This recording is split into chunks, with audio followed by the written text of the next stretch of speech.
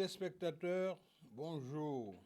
Je suis ravi de vous retrouver dans le cadre du Forum libéral à ce samedi de 3 janvier, comme on dit. Je suis heureux parce que c'est le carnaval, place au carnaval à toute sa splendeur. J'ai reçu une information selon laquelle que le carnaval de Guadeloupe et de Martinique figure parmi les meilleurs carnavals au monde. Alors félicitations aux carnavaliers et surtout au groupe de carnaval qui anime cette agréable période sur notre territoire. Mais, il y a un mais. Juste à côté de nous, où généralement il y a toujours un carnaval intéressant, c'est Haïti. En ce moment, ça chauffe. Comme vous le savez, depuis le 6 juillet 2021, le président Jovenel a été assassiné à son domicile.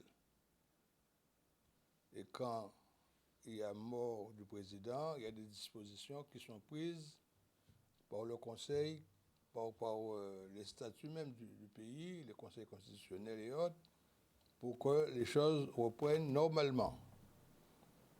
Donc, l'article qui prévoit le remplacement du président en cas de décès indique que le Premier ministre en exercice doit assurer la continuité du pouvoir pendant 3 mois, 90 jours, et pendant cette période-là, il devra prendre toutes les dispositions utiles pour qu'il y ait des élections présidentielles pour remplacer la vacance du président décédé.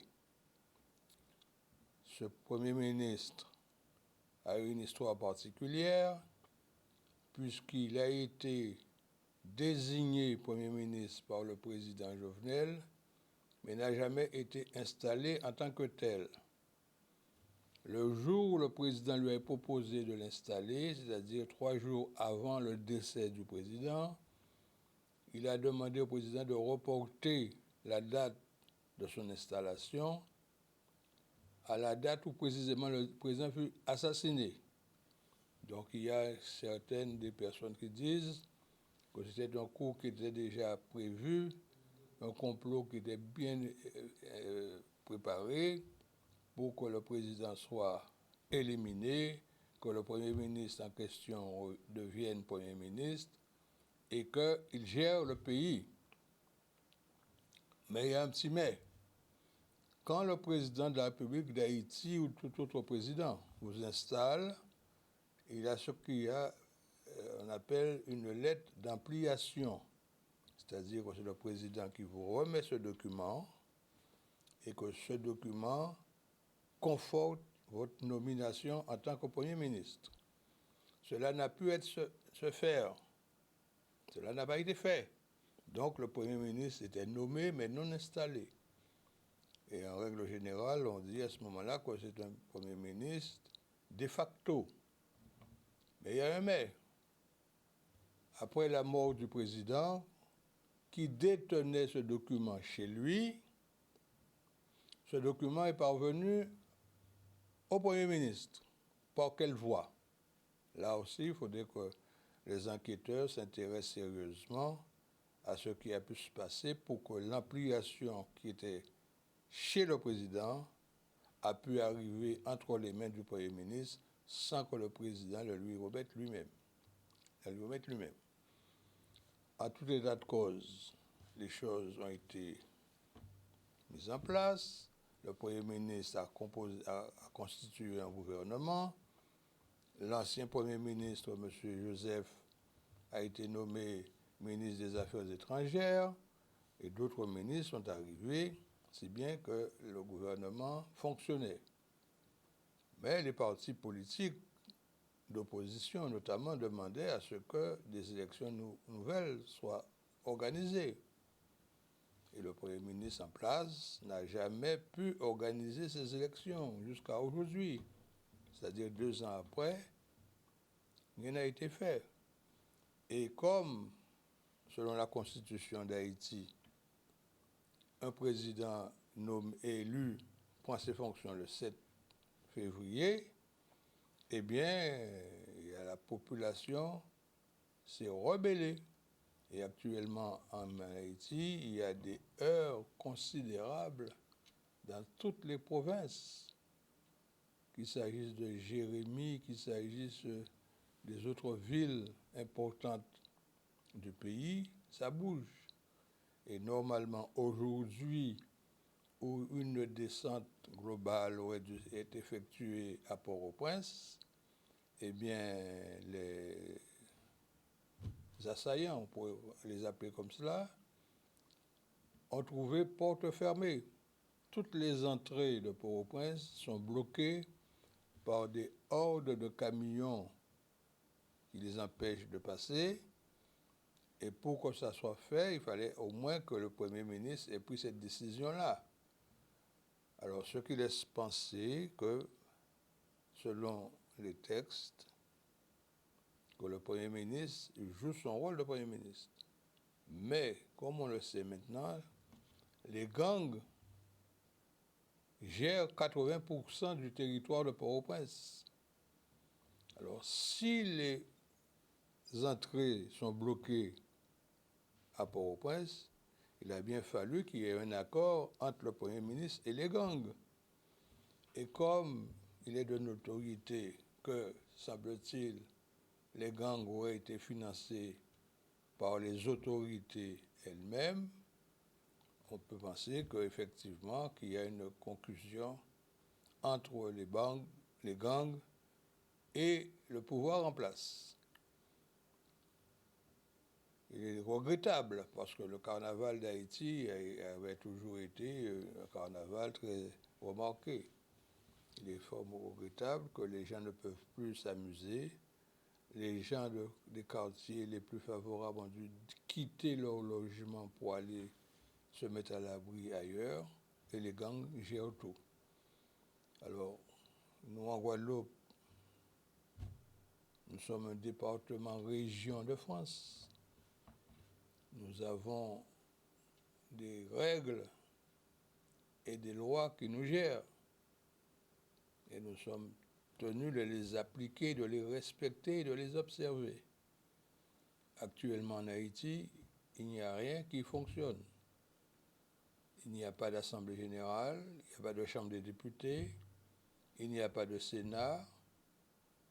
Normalement, la justice, qui devrait être un support pour la gestion de la démocratie, ne fonctionne pas. Le président de l'ordre des avocats a été assassiné. Normalement, le premier président de la Cour de cassation devrait être le président par intérim. Ça n'a jamais été fait puisqu'il n'y a pas eu de président nommé depuis la mort de Jovenel Moïse. Alors c'est un pays qui est à volo. Les Haïtiens qui vivent à l'étranger le regrettent puisqu'ils ne peuvent plus rentrer dans leur pays de crainte de se faire arrêter, d'une part, parce que s'ils sont d'une opposition avérée au pouvoir en place, ils peuvent être arrêtés. Et d'autre part, ils ont peur de se faire kidnapper. Parce qu'actuellement, quand vous débarquez de l'aéroport, il y a tout un système qui vous signale à des gangs qui ne sont pas trop loin, et puis quand votre voiture arrive, vous êtes arrêté, vous êtes kidnappé, et vous devez payer une forte rançon. Et comme ils s'imaginent que quand vous venez de l'étranger, vos poches sont pleines, eh bien, vous mettez le maximum d'amende à payer et que vous devez payer. Alors, tout ça pour vous dire, mes amis, que nous sommes dans un pays où la démocratie fonctionne. Et récemment, j'ai constaté que Mme Boissé a reçu le président de région.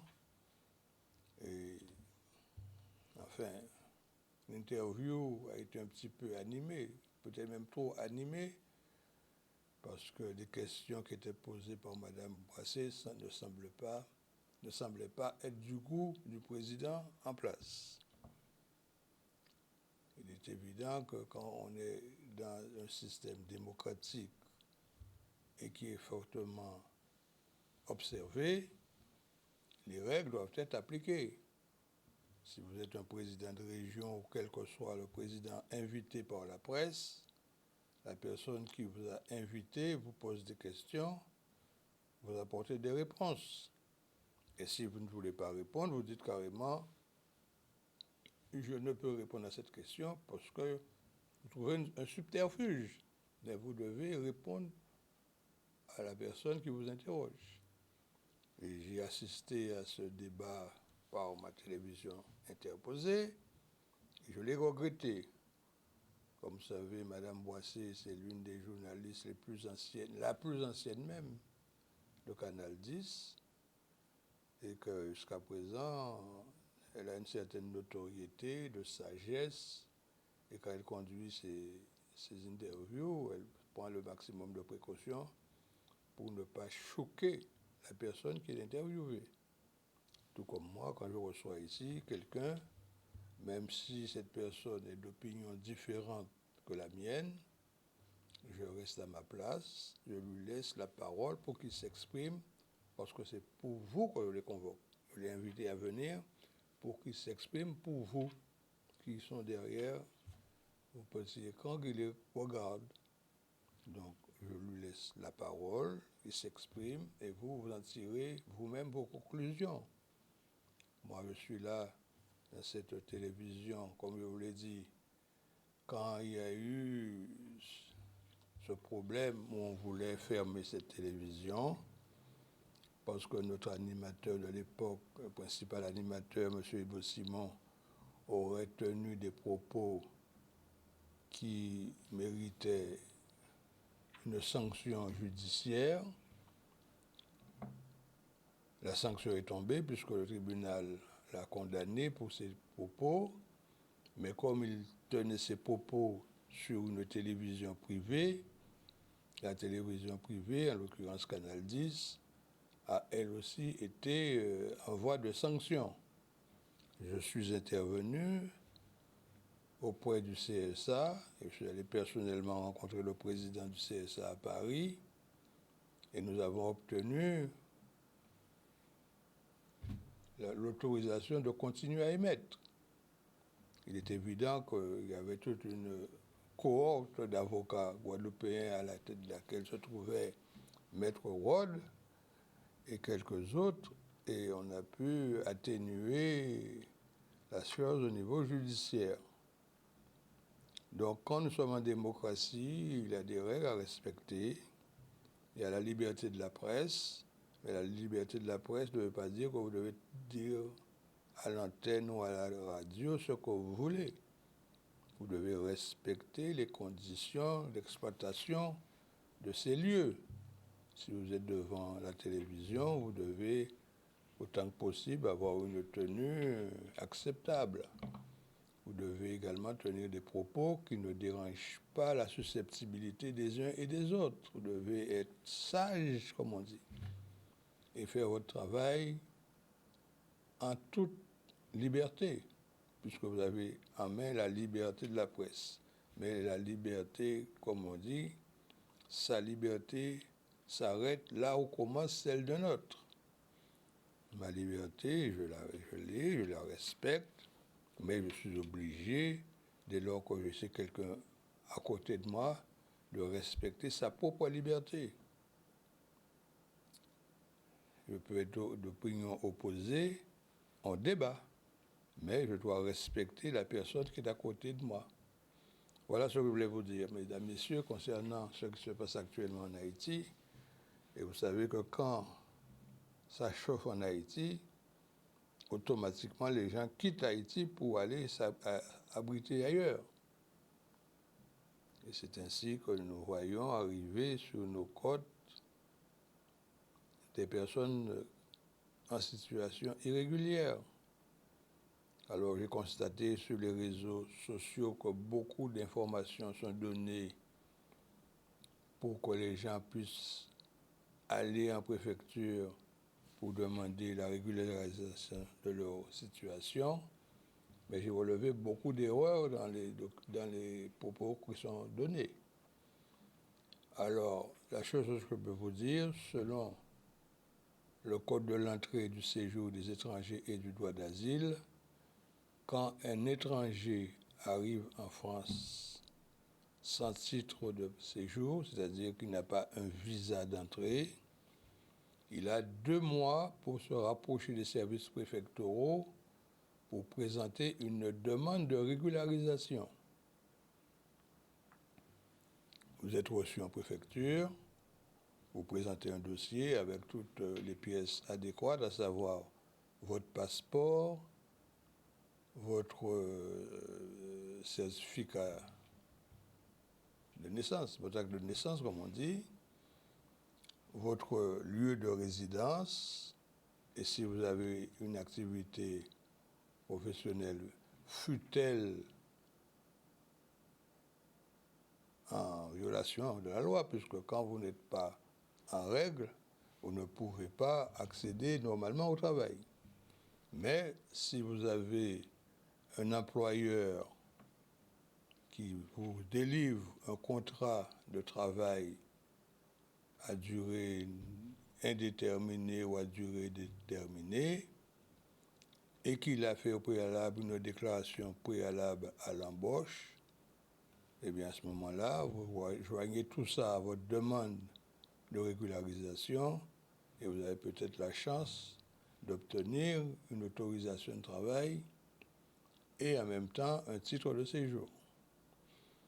Et si vous ne faites pas ça, vous êtes en situation irrégulière, vous pouvez être contrôlé par les forces de la police et aux frontières et également par la gendarmerie. Et quand vous vous retrouvez dans cette situation, si vous n'avez aucun titre de séjour, comme l'immigration clandestine n'est plus considérée comme un délit, vous devez être conduit en centre de rétention. Et de là, en centre de rétention, on examine votre situation. Il y a un avocat qui est généralement appelé d'office, en permanence, qui vous assiste et qui vous accompagne. Les policiers signalent votre situation en préfecture et depuis le centre de rétention, on vous établit par le canal de la préfecture une obligation de quitter le territoire français. Alors, ce document vous dit que vous êtes en situation irrégulière et que vous devez quitter la Guadeloupe. On vous précise que vous devez quitter la Guadeloupe dans un délai de 30 jours. Mais on vous dit en même temps que si vous comptez contester cet arrêté, vous avez 2 mois pour saisir le tribunal administratif. Là, je pense qu'il y a quelque chose à corriger, parce qu'on ne peut pas demander à quelqu'un de quitter la Guadeloupe dans un délai de 1 mois et dans le même temps lui dire qu'il a la possibilité, dans les délais de 2 mois, de saisir le tribunal administratif. Alors, c'est soit on lui dit que vous avez 2 mois pour quitter la Guadeloupe, ou soit on lui dit aussi, à l'inverse, que vous pourriez avoir 1 mois pour saisir le tribunal administratif. On ne peut pas dissoudre ça. 1 mois pour quitter la Guadeloupe, 1 mois pour saisir le tribunal. Si c'est 2 mois pour saisir le tribunal, c'est 2 mois pour quitter la Guadeloupe, pour laisser le temps à la personne de présenter son dossier au tribunal. Et généralement, quand le dossier arrive au tribunal, le tribunal l'enregistre, vous remet un document qui indique que votre dossier est bien entre les mains du tribunal. Et dans la même démarche, le tribunal saisit le préfet pour lui faire savoir que vous avez déposé un recours. En Outre-mer, le recours au tribunal administratif pour ce genre d'activité n'est pas suspensif. Mais dès lors que le préfet est informé que vous avez un dossier déposé au tribunal, malgré tout, le tribunal attend que le préfet réagisse. Quand le préfet reçoit l'injonction du tribunal pour lui faire savoir que vous avez déposé votre demande et qu'il a un délai qui est fixé par le tribunal pour qu'il réponde, le préfet est obligé de répondre. Ça s'appelle un mémoire en défense. Quand le tribunal reçoit ce mémoire en défense, il le communique à l'avocat ou à la personne elle-même. Parce que la personne a la possibilité de saisir le tribunal administratif en télérecours, par Internet. Quand le tribunal expédie ce document, il attend que votre avocat réagisse pour faire un mémoire contradictoire à ce qu'a pu dire le préfet. Et à ce moment-là, quand tout est en ordre, une date est arrêtée pour être jugé en audience publique. Mais ça peut prendre 5 à 6 mois. Donc, vous voyez que quand on dit qu'il faut saisir le tribunal, il faut le faire immédiatement. Il ne faut pas attendre, il ne faut pas traîner, parce que votre survie y dépend. Voilà, mesdames, messieurs, amis téléspectateurs, ce que je voulais vous dire. Et pour nos amis haïtiens, je suis à leur côté, comme toujours, pour les soutenir. Et je vous propose, bien entendu, de se retrouver samedi prochain, à la même heure, dans le cadre du Forum libéral. Mais je vous souhaite avant tout de passer une belle fête de carnaval, avec toute la prudence que cela réclame. Et on se retrouve samedi prochain dans le cadre du Forum libéral. Bon week-end à vous tous et à samedi prochain.